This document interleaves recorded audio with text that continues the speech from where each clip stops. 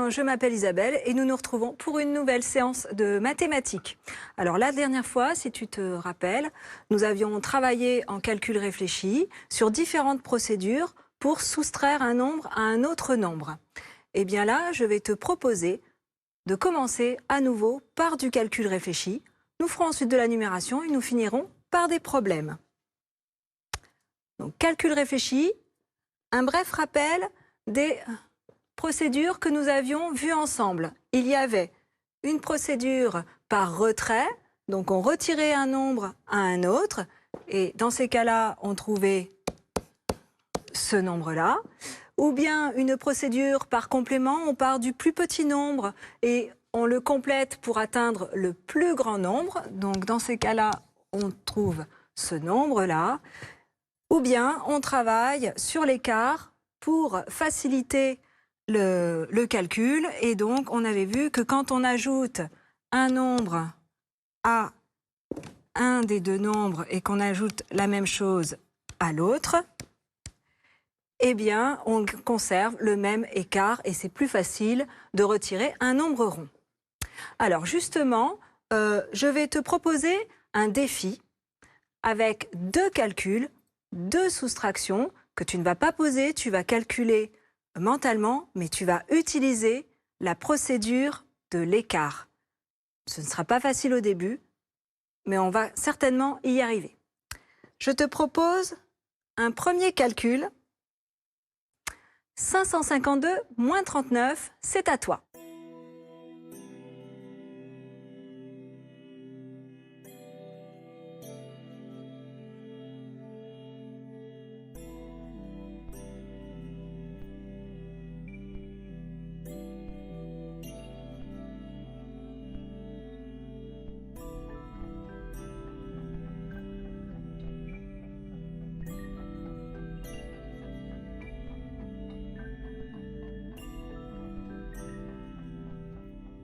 Donc nous allons corriger ce calcul. Et là, j'observe les nombres et je vois que 39 c'est très proche de 40 et donc c'est beaucoup plus facile de retirer un nombre rond que de retirer 39. Pour m'aider, je fais une droite numérique. Je place 552. Je place 39. Et j'observe que l'écart entre 39 et 552, c'est celui-ci. Et je me dis que si j'ajoute 1 à 39, à ce moment-là, je pars de 40. Et donc, comme j'ai ajouté 1 à 39, eh bien, il faut également que j'ajoute 1 à 552 et j'arrive sur 553. Donc il reste à chercher la différence entre 553 et 40. 553 moins 40. Retirer 40, c'est retirer 4 dizaines. Dans 553, j'ai 5 dizaines, donc j'écris 5, 1 et 3, et j'ai 513. Donc, le résultat du calcul 552 moins 39 est égal à 513. Deuxième calcul. 1463 moins 47. Je te laisse chercher.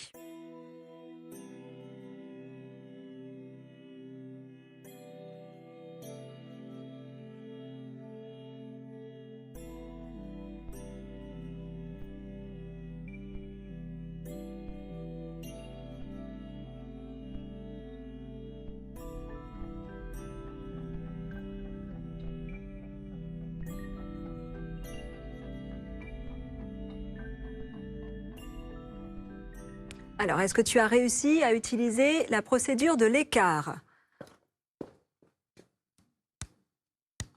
Allez, on va voir ça ensemble.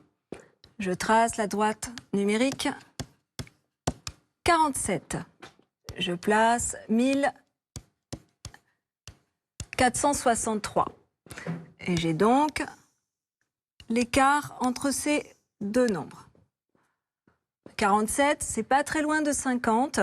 Donc ce serait bien de plutôt retirer 50 plutôt que de retirer 47. Donc, pour aller jusqu'à 50, j'ajoute 3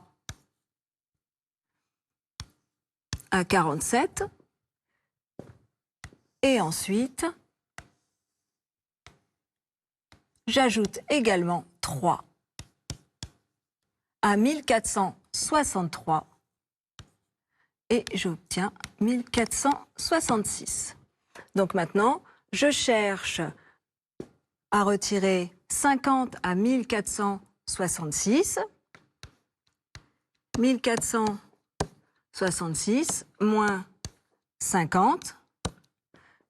Eh bien, retirer 50, c'est retirer 5 dizaines. Ici, j'ai 6 dizaines. Donc le résultat est 1416. On voit bien que l'écart entre 1466 et 50 est le même que celui entre 1463 et 47.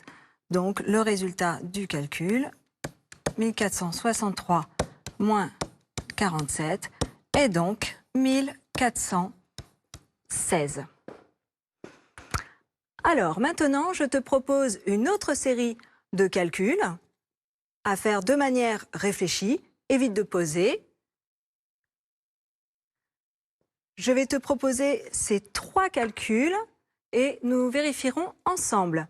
Tu observes bien les nombres pour choisir la procédure que tu penses être la plus efficace pour arriver rapidement au résultat. Attention, premier calcul.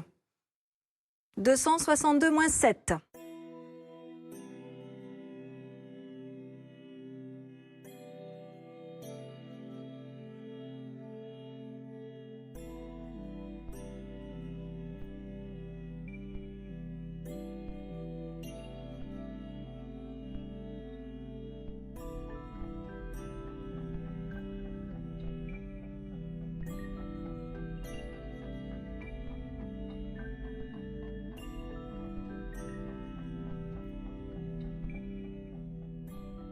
Nous vérifions. 262 moins 7, l'écart est quand même assez grand entre ces deux nombres. Donc, je vais plutôt procéder par retrait. Je dois retirer 7. Je sais que 7, c'est 5 plus 2. Donc, je vais commencer par retirer 2 à 262. Ça me permet de passer par un nombre rond, 260. Puis, je vais retirer 5 et j'arrive sur 255. Donc, le résultat est bien 255. Calcul suivant. 352 moins 36.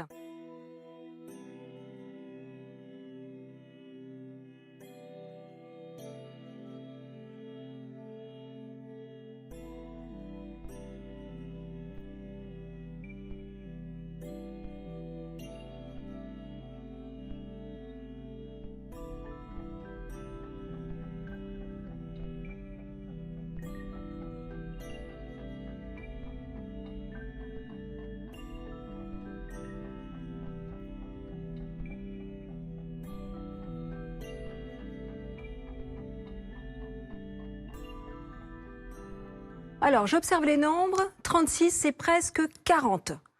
Donc, on va pouvoir arrondir 36 à 40. Donc, je place 352 et je vais retirer 40. Retirer 40, c'est retirer 4 dizaines et j'arrive sur 312. Mais comme j'ai trop retiré, maintenant j'ajuste et donc je dois rajouter 4.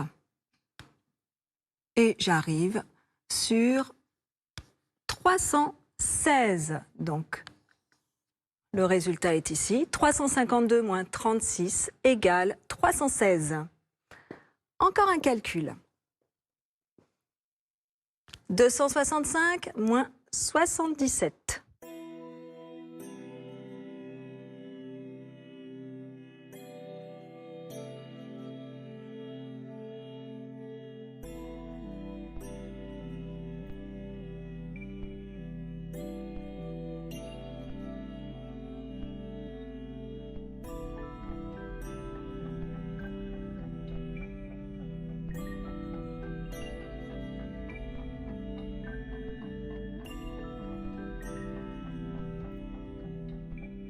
Alors, on observe les nombres. Il est certain qu'il y a un écart qui est assez grand entre ces deux nombres et on pourrait procéder par retrait. Mais là, je te propose quand même de revoir une procédure, la procédure par complément, que l'on n'a pas encore évoquée aujourd'hui. Et dans la procédure par complément, donc on part du plus petit nombre, 77, et on va chercher combien il faut ajouter à 77 pour arriver sur 265. Et bien là, on va pouvoir procéder par ajout, par saut en avant sur la droite numérique. Je propose un premier saut jusqu'à 100. Maintenant, on sait que on aurait pu passer par 80. Mais maintenant, je pense que tu réussis à être suffisamment à l'aise en calcul mental pour atteindre directement 100. Entre 77 et 100, il y a 23. Puis, on peut aller jusqu'à 200, parce que entre 100 et 200, je sais qu'il me suffit d'ajouter 100. Et puis, entre 200 et 265, je dois ajouter 65. Donc, je vais voir en tout combien j'ai ajouté. J'ai ajouté 100, 65 et 23. 65, c'est 60 et 5. 23, c'est 20 et 3. On a donc le 100. 60 et 20, ça fait 80. 5 et 3, ça fait 8. Plus le 100, 188. Et voilà. Donc, à travers ces calculs, on a revu à peu près toutes les procédures de la soustraction. Je te propose maintenant de passer à la numération. Donc, cela fait maintenant plusieurs séances qu'on travaille avec ce matériel qui est dessiné, les petits cubes. Et donc, on a pu, ensemble, voir qu'il y avait des équivalences entre les différentes unités de numération. Donc, le petit cube qui correspond à une unité, la barre qui correspond à une dizaine, c'est-à-dire 10 unités, donc 10 petits cubes. La plaque de 100 petits cubes, c'est donc une centaine de petits cubes. Ça correspond à 10 dizaines de petits cubes et donc à 100 petits cubes. Et ensuite, le gros cube qui contient 1000 petits cubes, c'est donc 1 millier de petits cubes. C'est égal à 10 centaines de petits cubes, puisqu'il y a 10 plaques, 100 dizaines de petits cubes, puisqu'il y a 100 barres, et donc 1000 unités, puisqu'il y a 1000 petits cubes. Alors, je te présente une collection et tu dois trouver le plus de manières possibles d'écrire le nombre total de petits cubes. Pour cela, n'hésite pas à utiliser les unités de numération. Je te laisse chercher.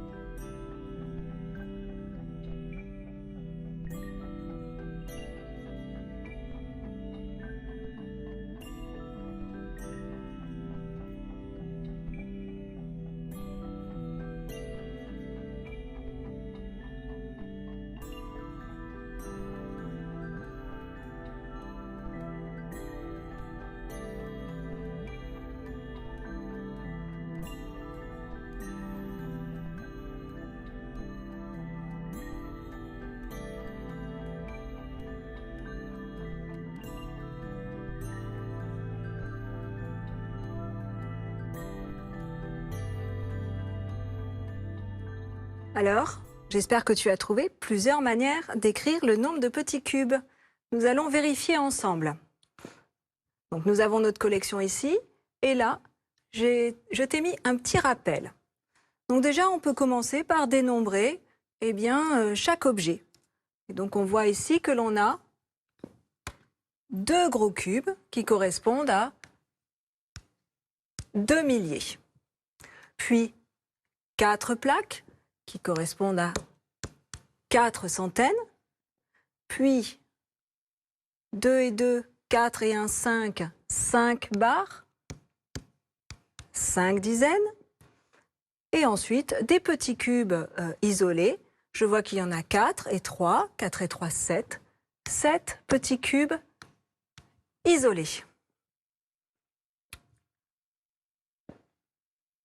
Avec le travail que tu as fait avec Yanis, eh bien maintenant, peut-être que tu as réussi à trouver différentes manières d'écrire. Par exemple, on pourrait se dire que les 5 dizaines de petits cubes et les 7 unités, en les regroupant, eh bien, nous aurions 57 petits cubes, 57 unités. Une dizaine, encore une dizaine, encore une dizaine, une dizaine, une dizaine. On a 5 dizaines de petits cubes, c'est 50 petits cubes. Donc nous avons ici 57 petits cubes. Donc on pouvait écrire que dans cette collection, il y a 2 milliers, 4 centaines et 57 unités. Et on peut continuer en se disant qu'il est possible de convertir ces 4 centaines en unités. On pourrait donc se dire qu'ici, 4 centaines, c'est égal à 400 petits cubes.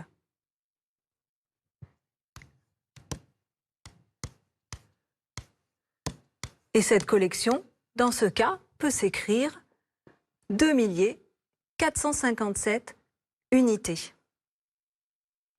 Mais on aurait pu également regrouper les cubes et les plaques et convertir le tout en centaines. 1 millier, c'est 10 centaines. Donc 2 milliers, c'est 20 centaines. 20 centaines plus les 4 centaines. On voit qu'il y a 24 centaines dans cette collection et 57 unités. Mais on peut aussi se dire qu'il y a 24 centaines et à ce moment-là, reconvertir les 57 unités en dizaines et on retrouve 5 dizaines, 7 unités. Peut-être une dernière possibilité, c'est de convertir les plaques, donc les centaines, en dizaines. Donc on a 4 centaines, une centaine c'est 10 dizaines, donc 4 centaines c'est 40 dizaines. 40 dizaines et 5 dizaines, c'est donc 45 dizaines.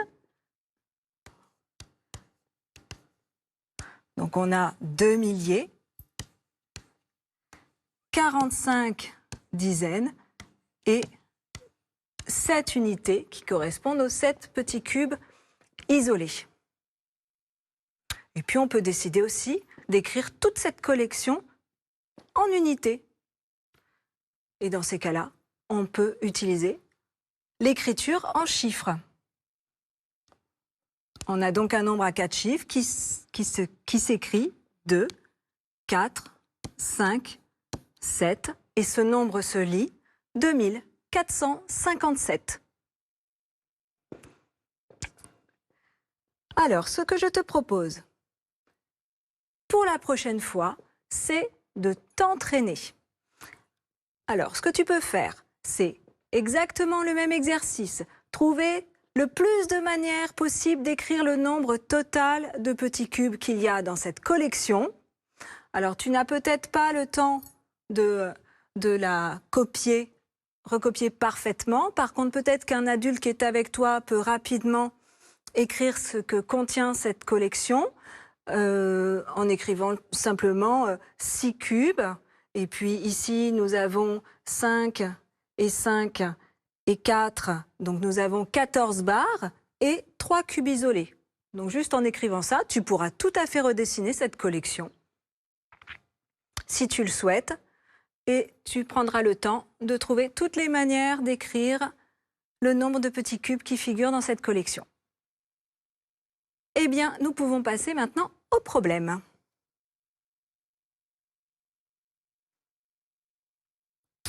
Et nous allons commencer par une série de problèmes oraux. Alors attention, ça va aller assez vite. Je vais commencer par 3 problèmes, une série de 3 problèmes que je vais dire à l'oral et tu vas essayer de les résoudre. Entre chaque problème, tu auras le temps de faire tes recherches. Et ensuite, nous vérifierons ensemble. Premier problème. Un fleuriste expose dans sa vitrine un superbe bouquet. Il est composé de 36 tulipes roses, 24 tulipes jaunes et 30 tulipes rouges. Combien de tulipes comporte ce bouquet? Je relis le problème. Un fleuriste expose dans sa vitrine un superbe bouquet. Il est composé de 36 tulipes roses, 24 tulipes jaunes et 30 tulipes rouges. Combien de tulipes comporte ce bouquet?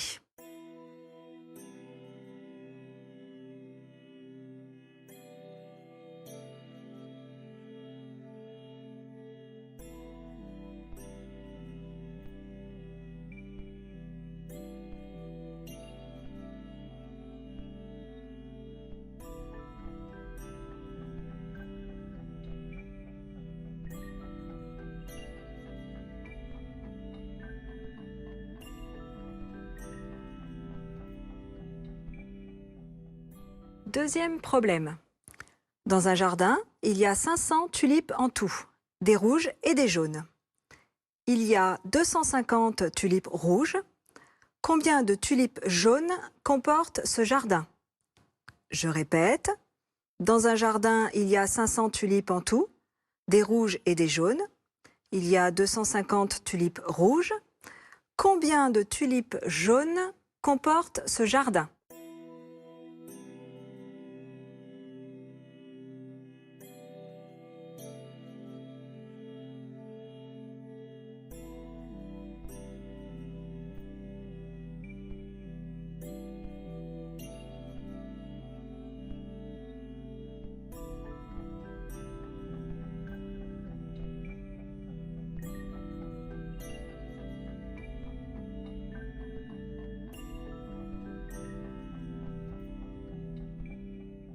Troisième problème.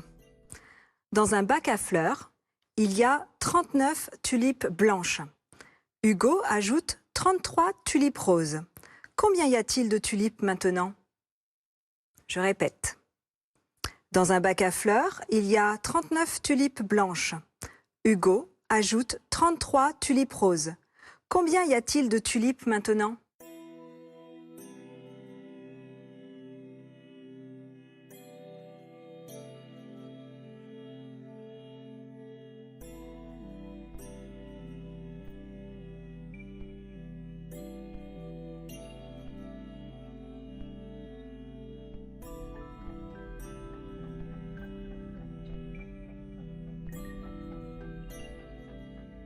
Allez, vérifions ensemble. J'affiche le premier problème et voici la correction.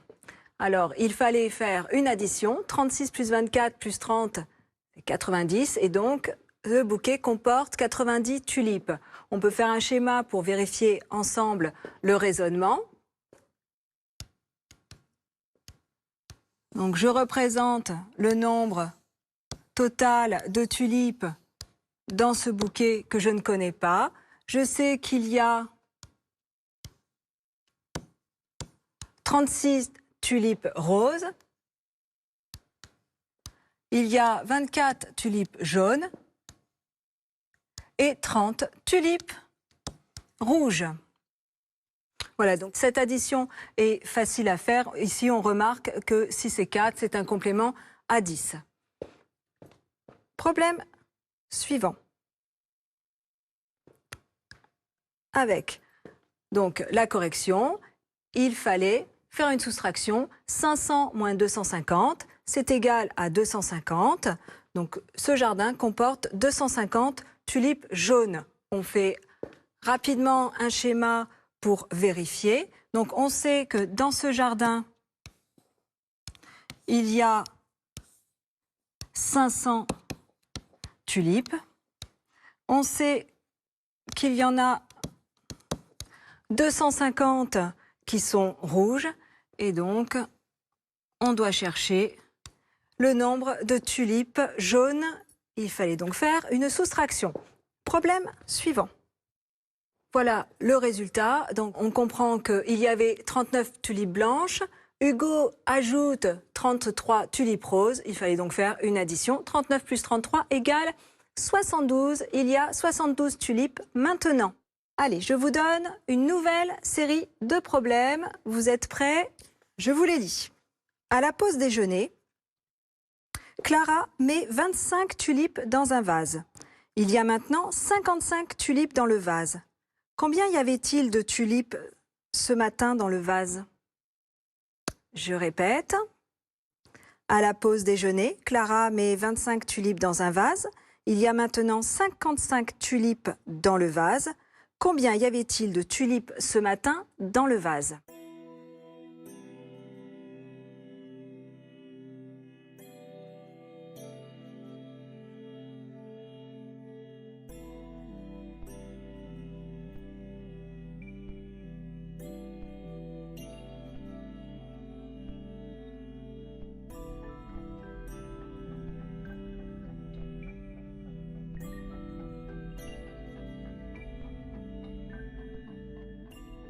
Problème suivant. Il y avait 40 tulipes dans le vase. Il n'en reste plus que 15. Combien de tulipes ont disparu? Je répète. Il y avait 40 tulipes dans le vase. Il n'en reste plus que 15. Combien de tulipes ont disparu?